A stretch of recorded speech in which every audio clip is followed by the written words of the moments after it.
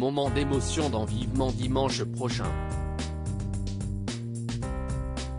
Quelques mois après la sortie de son livre consacré au couple conformé Simone Signoret et Yves Montand pendant plusieurs années, Benjamin Castaldi était l'invité de Michel Drucker sur France 2, dimanche 14 novembre.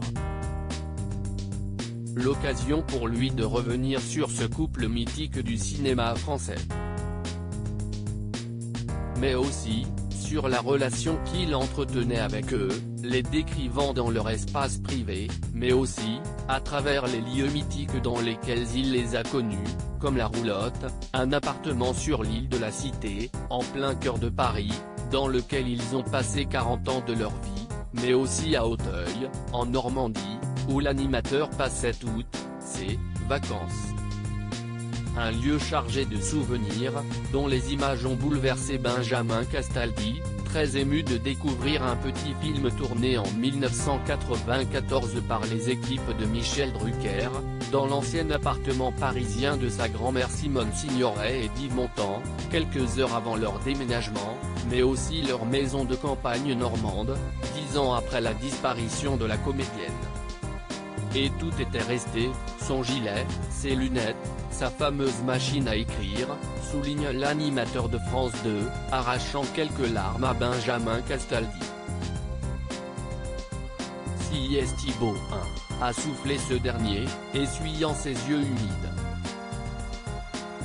Je ne sais pas comment vous avez eu ces images, mais ce qui est fou si est que la maison n'a pas bougé.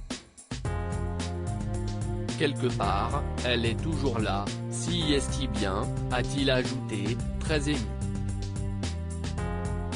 Benjamin Castaldi garde des souvenirs indélébiles très proches d'Yves Montand, mais surtout de sa grand-mère Simone Signoret. Benjamin Castaldi est toujours resté auprès d'eux, parfois même en allant sur les tournages avec eux.